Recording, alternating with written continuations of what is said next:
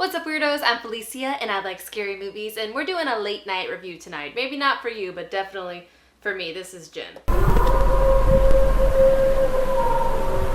Okay, today we're talking about Becky, which is a new horror film that just came out, and I was intrigued by this one at first because I saw it has Kevin James, aka the mall cop and the guy from that one sitcom, playing like a neo-Nazi villain character, and I was like, Now, ultimately, this is a home invasion style horror film, but it goes a little bit further than that. I've heard a few people call it sort of the rated R Home Alone, and it definitely has aspects of that as well. Our story follows Becky, who has recently lost her mother to cancer.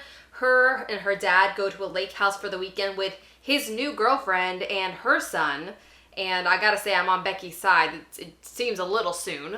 But pretty soon after they get there, a group of escaped convicts break into their house in search of something. Now, before we get into my likes and dislikes, I do want to talk a little bit about the cast. So I already talked about Kevin James. He is in it. Our leading lady of Becky is played by Lulu Wilson, who I've seen in so many things. She is a big Mike Flanagan favorite. She was in Ouija, Origin of Evil, and Haunting of Hill House. She was also in Annabelle Creation? Yes, Annabelle Creation and Sharp Objects. So she's a little genre queen. I'm all about it. Now, before we move past Lulu, I do have to mention something about her hair. This is so random, but I have to say it. So in a lot of her I'm a little kid in a scary movie roles, she had this sort of like straight across bangs, her little hair cutie patootie. And in this movie, she has the like, I have grown out my bangs. I'm trying to turn them into like a swoopy situation because I am now becoming a teenager. And it's sort of that like awkward bang growth thing. If you are a girl who have had bangs, you know what I'm talking about. You get it. And I thought this is such a funny and like perfect hairstyle for a character that's a preteen just becoming a teenager, and for an actress that's going from child roles to teenage roles. It's just so random, but I just couldn't help but write it down. Her father, Jeff, is played by Joel McHale, and his new girlfriend, Kayla, is played by Amanda Brugel, who you'll know from Handmaid's Tale.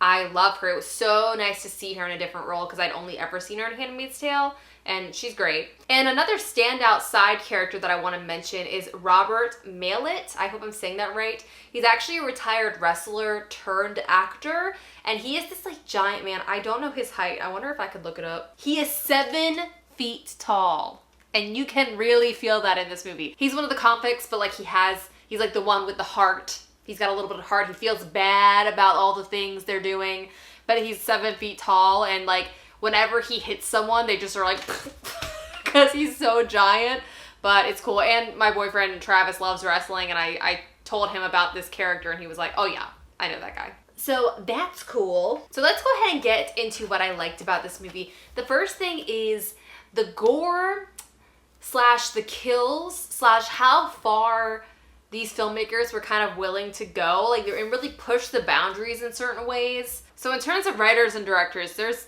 a lot of people listed on here. I don't know. So it was written by Nick Morris, Ruckus Skye, and Lane Skye. It was directed by Jonathan Millett and Carrie Murnian. And they seem to be sort of a team. They seem to direct a lot of things together. But as I mentioned earlier with this sort of rated R Home Alone, Becky is the one that ends up having to defend her family and fight off these convicts. And the ways in which she does it are so creative and fun. I'm actually gonna have a spoiler section at the end of this video, which I haven't done in a long time, because I have to mention a couple of them because they're so fun. Like, literally, I was applauding. It had this sort of, and it's not the same movie at all, but this sort of Ready or Not feeling where like the final girl thinks of something so creative, you have to applaud her. You're so excited for her. And also the fact that she's 13 fighting off these like giant men and protecting, it's for me. It's a cool concept, cool movie. And in terms of pushing the envelope, what I mean by that is they do two things that movie watchers are terrified of, which is animals in danger, particularly dogs, and children in danger. And they do not shy away from those things in this film in a way that I was kind of shocked by. Like, I was like, oh wow, they're really like going there. They don't seem to care to alleviate the audience. Is that the word? Alleviate? the stress of what might happen to people. I don't know. But there was a couple of times where I was like, oh, they're not gonna show us that everything's okay? No? Okay. The next thing I really liked is sort of the overall pace. This movie moves really well and is very fun. It feels like that horror movie that's like a bit of a roller coaster. It's like you're with the characters and then the first thing happens and the next thing happens and like you're constantly watching. It's that Home Alone feeling of like watching what the next trap is gonna be and getting really excited for each one.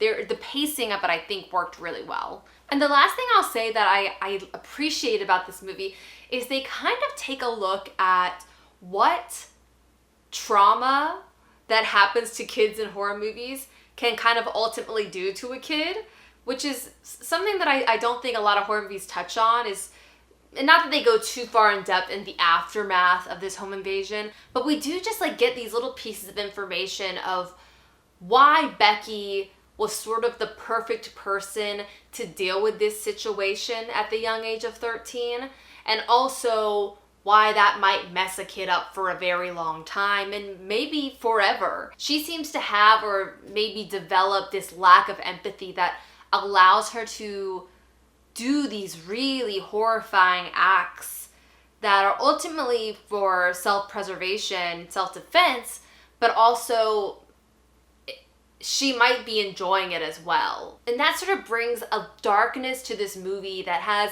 you know, like it takes place out in the beautiful woods and you have this little girl with her cute sunglasses and her like bedazzled backpack and you have all these kind of lightness things going on, and then you have this darkness over it of this little girl that might ultimately be a killer forever after this. I don't know. They don't say. And in terms of my dislikes, there's really just two things that kind of irked me throughout. One is there is a slight cheesiness. Okay, so I feel like I talk a lot on my channel about how I really want horror movies to have a heart in them. Literally is also great.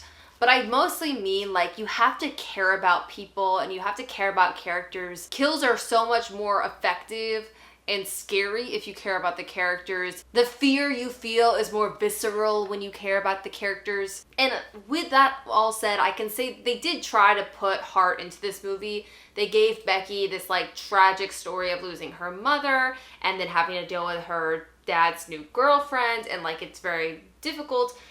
But there were moments that felt like a little cheesy to me, like a little bit like, oh, let's pull some heartstrings and sing a song. I don't know. It just felt like a little much to me, but maybe I'm just jaded. I don't know. And then my last complaint, which is, I would say my big complaint about this movie, is that the whole time, the motive of these convicts coming to this house are to get this key that opens something.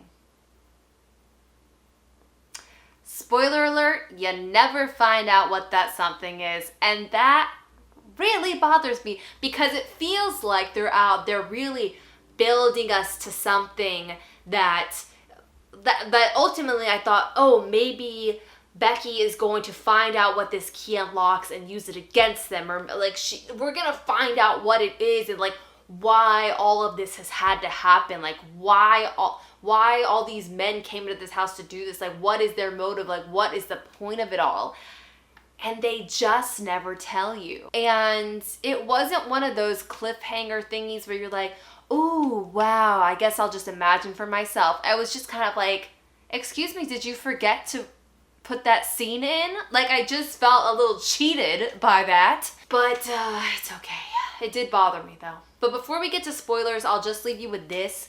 This is a really fun, super gory, home invasion style film that I think is very, very creative and just overall a good time. I definitely would recommend it to you guys, though there are things about it that kind of left me like, at the end.